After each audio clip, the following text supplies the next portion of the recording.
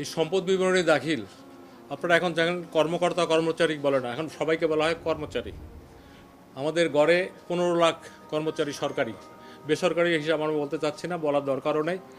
এদের আগে আমরা মনে করতাম শুধু কর্মকর্তাদের দিতে হবে যারা ট্যাক্স পেয়েবল, কিন্তু দেখা গেছে চতুর্থ শ্রেণীর কর্মচারী, পিওন অথবা আমরা কি বলবো যে ড্রাইভার 400 কোটি টাকা অথবা 9 কোটি টাকা এখন তো পাওয়া যাচ্ছে। এই জন্য এটাকে মডার্ন আপডেটের ওয়েতে যাতে সম্পদ বিবরণী দাখিল করতে পারে এই কাজটা শুরু করেছি। এটার মূল মেসেজটা গতকাল দেওয়া হয়েছে।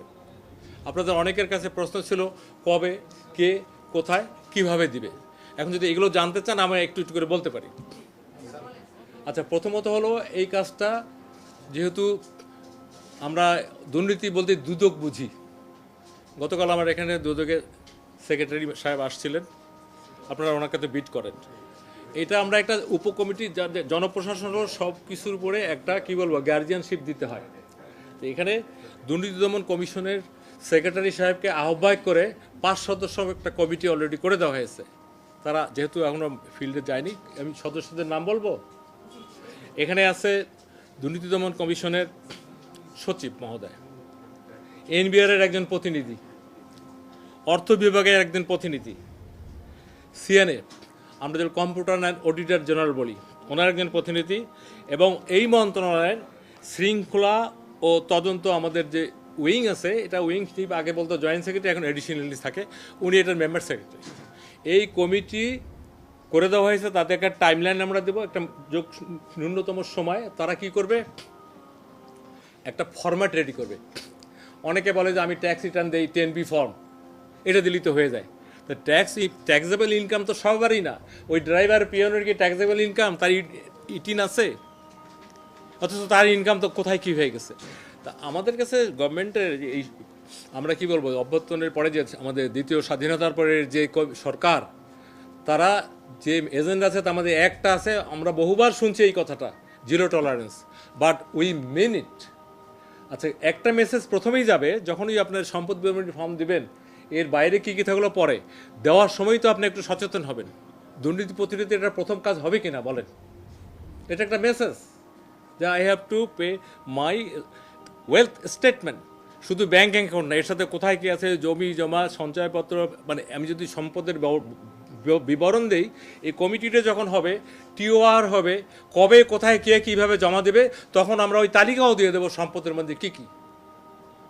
দুদকে যে সম্পদ বিবরণী আছে ওখানে দেখবেন আপনার অস্ত্র যদি থাকে ওটা ওখানে লিখতে হয়। আমি অন্য আর বিষয়ে গেলামই না। তো এই জন্য আমার মনে হয় যে এই বিষয়টা এখন খুবই জরুরি এবং মেসেজটা দেওয়া দরকার যে কার কত কি সম্পদ, এটা দিলে আমি মনে করি পরিবারগুলো সেভ হবে। আজকে যে এই মেসাকার সবচেয়ে এফেক্টেড কে হয়েছে, যে ভোগ করছে সে হয়নি, তার পরিবার আমাদের কেন্দ্রবিন্দু।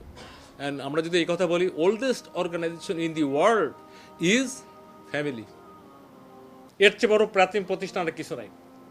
আমরা একটা মন্ত্রণালয় আসছি, এটা একটা প্রতিষ্ঠান।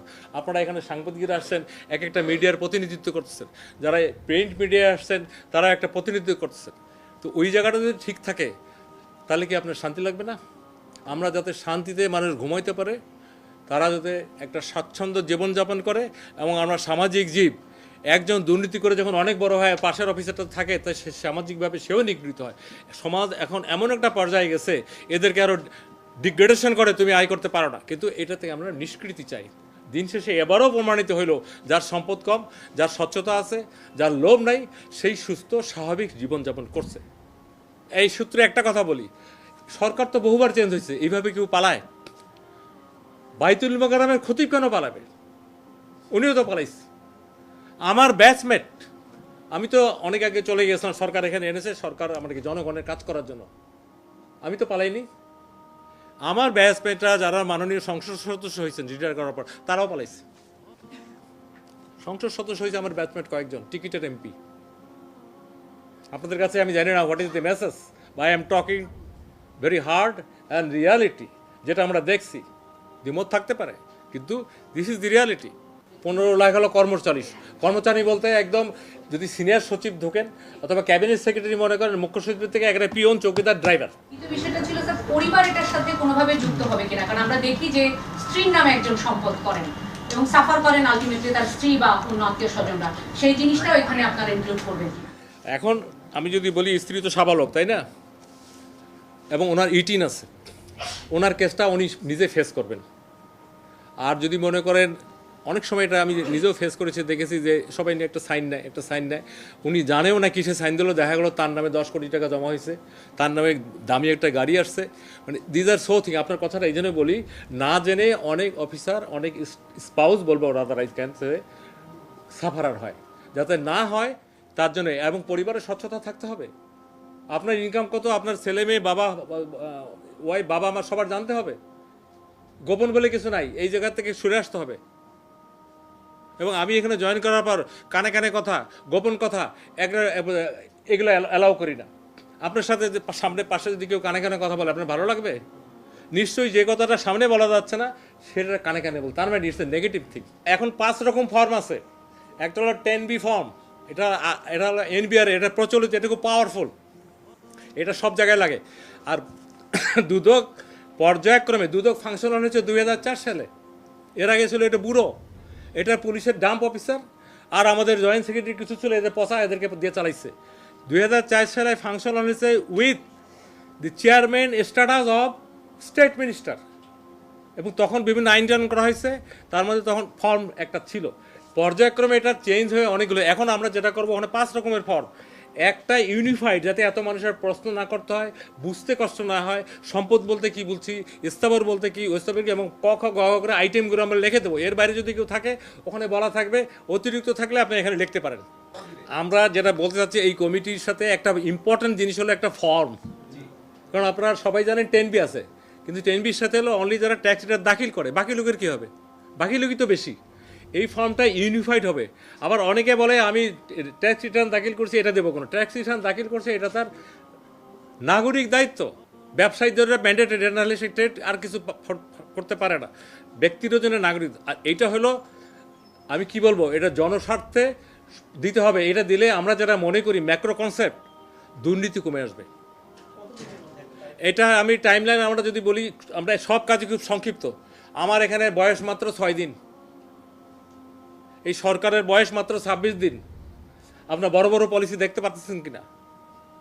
বড় বড় পজিটিভ পলিসি, এটা একটা অনেক বড় উদ্যোগ। এটা নিয়ে আপনারা, আমরা যাদের সম্পদ কম, আমাদের জন্য এটা ম্যাটার না। কিন্তু যারা, আমি অলরেডি আমার কাছে অনেকে মেসেজ আসছে, এটা অনেকের মধ্যে একটা রিপারকেশন হয়েছে, কোনোদিনই দেওয়া লাগলো না, এতদিন নামে একটা দিচ্ছি, খবর নাই। এবার এটা ফাংশন কাজ করবে। এইটা দেওয়ার পরে দুদক যেহেতু এটা অফিসিয়ালি হ্যান্ডেল করে, তারা এটা বিবেচনা করবে কার সম্পদ বিবরণীর জন্য কাকে তলব করা হবে। তলব করলে আপনার যখন টেলপে নাম দেখেন, এটা খবর হয়ে যায় না?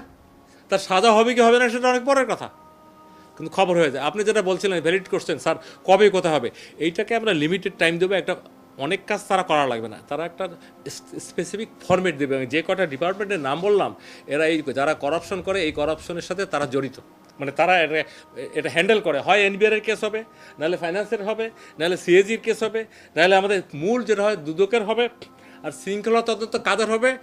চাকরিজীবীদের। আমি এই ফরম্যাট যদি চাই, নট মোর দ্যান 7 days, যদি ফরম্যাটটাই চাই।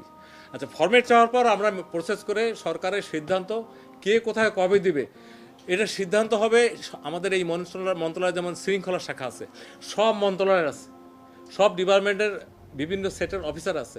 আমরা বলে দেবো অমুকের কাছে জমা দেবে, স্পেসিফিক অফিসার, ফোকাল পয়েন্ট। সেটাও আমরা মন্ত্রণালয়গুলো নিজস্ব আছে, যেখানে নাই ডাইরেক্টরেট আছে, আমাদের কিছুগুলো extension of the government organization আছে। মানে একেবারে নিম্ন স্তরের অফিসার, নিম্ন স্কেলের অফিসার পর্যন্ত এটা পৌঁছাই দেবো। 7 দিনের পর পেলে আরও 7 দিন যদি আমরা টাইম নেই, within 15 minute it will be functional. তখন আমরা ওইখানে বলে দেবো কবে দাখিল করতে হবে, অথবা কোন তারিখের মধ্যে দাখিল করতে হবে। আমি প্রথমে বললাম এই কমিটি আমাদেরকে 7 দিন দেবে, আমরা হয়তো আরও 7 দিন এটা টাইম নেব। উইদিন 15 days আমরা হয়তো এটা অফিসে পৌঁছে দেবো। সেইখানে টাইমলাইন বলা থাকবে কবে জমা দিবে, ওটা একটু বেশি টাইম দেবো, এটা প্রথম। এবং প্রতি বছর আমরা হয় বলে দেবো 1 জানুয়ারি অথবা 1 জুলাই। আমরা 2 সিস্টেমে সরকার চলে। ফাইন্যান্সিয়াল ইয়ার এখনও আমাদের জুলাই জুন, আর আমাদের একাডেমিক অথবা ইয়ার ক্যালেন্ডার জানুয়ারি ডিসেম্বর। তা আমরা ইয়ারটা বলে দেবো। আমাদের দায়িত্ব হলো সারা Bangladesh. I am talking about 15 lakh. এটা আমরা অবশ্যই বলে দেবো, জমা না দিলে কি হবে। দণ্ডটা কোথায় হবে, কিভাবে তার বিরুদ্ধে ব্যবস্থা নেবে? কারণ সব কিছুর যদি নেগেটিভিটি না বলেন পজিটিভ জিনিস আসবে না। ওরা যদি বলে জমা না দিলেও আমি যা, তাহলে দেবো কেন? জমা না দিলেও খবর আছে, এবার সোজা কথা, আইনানুগ খবর। খবরটা আমরা ওই চিঠি যখন দেবো তখন দিয়ে দেবো, ওই চিঠির মধ্যে খবরটা দেওয়া থাকবে। শাস্তি হবে, শোনেন, আপনারা তো এতদিন অনেক কথা বলছেন, এই সেই জিরো টলারেন্স হাতি ঘোড়া এই সমস্ত শুনে আমার লাভ নেই, বলতেও চাই না আমি। আমাকে এই যে দায়িত্ব দেওয়া হয়েছে সেই দায়িত্ব জনস্বার্থে। আমার দুইটা এজেন্ডা, একটা স্টেট আর একটা সিটিজেন। যা করার যেখানে যেটা করার আমরা করতে পিছপা হব না। আমাদের কোনো ওই পাওয়ার রিসার্চ করতে হবে না, উইল সেলফ গাইডেড, বিধি মোতাবেক কাজ করব, সাহসের সাথে কাজ করব। That is very important. এখানে আপনাদেরকে আমরা সহযোদ্ধা হিসেবে চাই। যদি দুই চারজন এরকম পাওয়া যায় বড় করাপ্টেড, দেয় নাই, তাকে ফোকাস করে নিউজ করেন। আমাদের একটা জিনিস বলতে হবে সামাজিকভাবে, চোরকে চোর বলতে হবে, সে যত বড় যেই হোক। এইবার প্রথম দেখতেছেন তো, শুধু চোর না, ডাকাত, আরও অনেক শব্দ যোগ হয়েছে, পাচারকারী, এই সেই লুণ্ঠনকারী। কি হয় নাই?